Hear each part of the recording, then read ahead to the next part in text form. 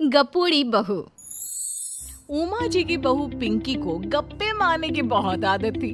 वो जब भी किसी के बारे में बातें करती तो बड़े बड़े गप्पे फेंका करती। आसपास के सब लोगों को पता था कि पिंकी बहुत बड़ी गपोड़ी बाज है। लोग उसकी बात पर विश्वास नहीं किया करते थे, लेकिन हाँ, उसकी बातें सुन सुनकर हंसते बहुत थे। अरे बहू, पड़ोस वाली शर्मा जी है ना, उनकी बेटी का जन्मदिन है, तुम भी चली जाना। ठीक है मम्मी जी, ये तो बता दो गिफ्ट में लेकर क्या जाना है? अरे लेकर क्या जाना है, 250 का लिफाफा दे देना, बस काफी है। अरे मम्मी जी, अच्छा लगेगा क्या? पड़ोसी है हमारे, हमें कुछ बड़ा लेकर जाना चाहिए। अरे बहू, इतना काफी है। जानती हैं आप, मेरे मायके में जब पड़ोस में किसी की बर्थडे होती थी ना, तो मम्मी कुछ ना कुछ गोल्ड का ही देकर भेजती थी। पड़ोसी के बर्थडे में सोना? कैसी बातें करती हो। और नहीं तो क्या, आपकी तरह थोड़ी ना लिफाफा पकड़ा दिया। पिंकी शर्मा जी की बेटी के जन्मदिन में चली जाती है। अरे आज तो बड़ी सुंदर लग रही हो साड़ी में। जी मैं तो लहंगा पहनकर आने वाली थी, मम्मी जी नहीं मानी। अरे बेटा, बर्थडे पार्टी में तो साड़ी चल जाती है, मेरा मतलब कोई शादी थोड़ी ना है। कैसी बात कर रही हैं आप आंटी जी? मेरे मायके में तो छोटे छोटे फंक्शन भी हम लोग लहंगा बनवाते थे बुटीक से, डिजाइन करवा कर। चाहे पड़ोस में किसी का जन्मदिन हो, मेरी मम्मी हमेशा बुटीक से नया लहंगा डिजाइन करवाती थी। मैंने तो ऐसा कहीं नहीं देखा। ये तो तुमने आज बड़े कमाल की बात बताई। अरे जाने दीजिए, कोई बात नहीं। और बताइए, आपकी बेटी नजर नहीं आ रही?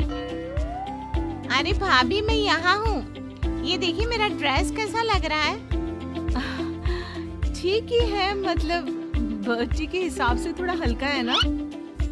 अरे भाभी, इतना सुंदर गाउन पहना है मैंने। मैं ना शादी से पहले अपने बर्थडे पर हमेशा जरी वाला लहंगा पहना करती थी। यही मैं तुम्हारी मम्मी को भी बता रही थी।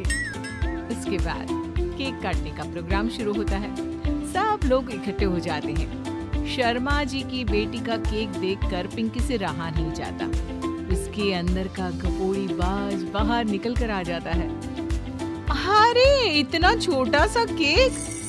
अरे बेटा, मेहमानों के हिसाब से ही है, जितने लोग इतना बड़ा केक। आंटी जी, कम से कम 4 या 5 मंजिल वाला केक तो बनाना चाहिए था। आपकी बेटी का बर्थडे रोज रोज थोड़ी ना आता है।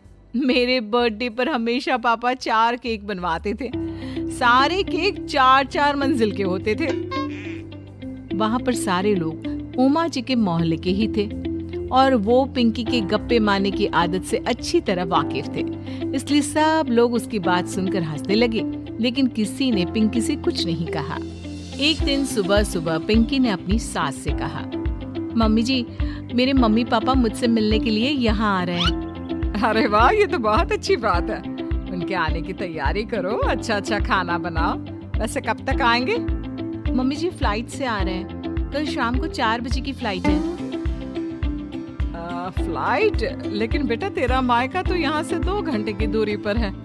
तेरे मम्मी पापा फ्लाइट से कब से आने लगे? अरे मम्मी जी, आपको पता नहीं है, मेरे मम्मी पापा ना आधे घंटे की दूरी के लिए भी फ्लाइट का टिकट बुक करवाती है। अरे गप्पे थोड़े कम मारा करो बहू। कोई फ्लाइट से तब आएगा ना जब यहाँ पर एयरपोर्ट होगा। तुम्हारी मम्मी क्या उड़कर आएगी घर में? अरे हाँ मम्मी जी, मैं तो भूल ही गई थी। वो क्या ना, मेरे मम्मी पापा हमेशा फ्लाइट से ही ट्रैवल करते हैं, तो मेरे दिमाग से ही निकल गया था। अगले दिन पिंकी के मम्मी और पापा पिंकी से मिलने के लिए उसके घर आते हैं। आइए आइए जी, आपका बहुत बहुत स्वागत है।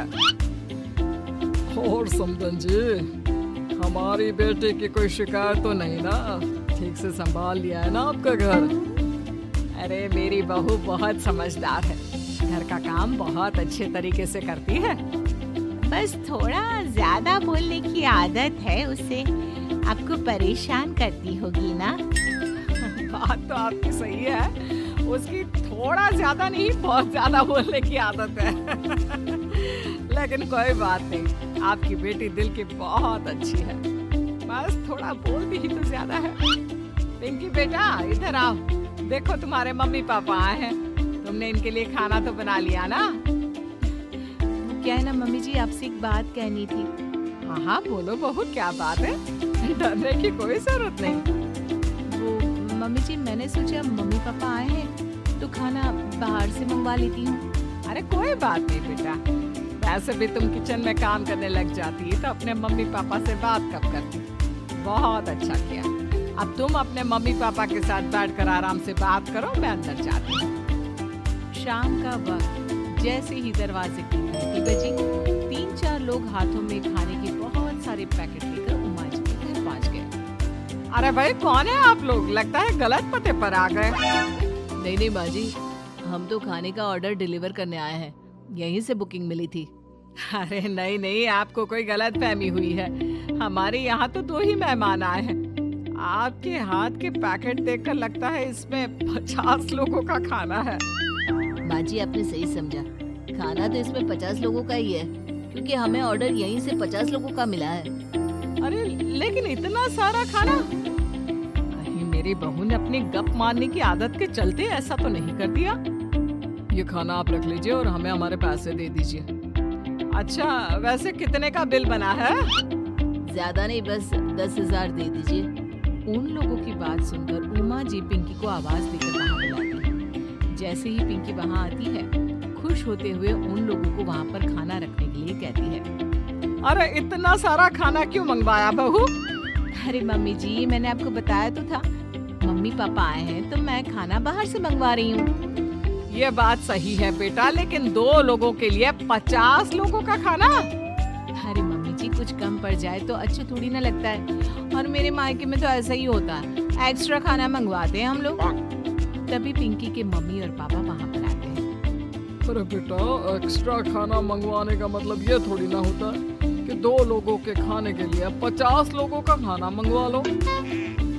और बेटा, तुम्हारी गप मारने की आदत के चलते 10,000 का बिल आया है, तुम्हें नहीं लगता ये गलत है? देखो बहू, बढ़ा चढ़ाकर बातें करना अपनी जगह, लेकिन इतनी बड़ी बड़ी फेंकना भी गलत है ना। पहली बात तो इतने सारे पैसे लगे, और दूसरी बात खाना वेस्ट होगा। आप लोग ठीक कहते हैं, मैं आज के बाद अपनी इस आदत को कंट्रोल करने की कोशिश करूंगी और अब से गप थोड़ी कम मारा करूंगी। पिंकी की बात सुनकर सब लोग हंसने लगे।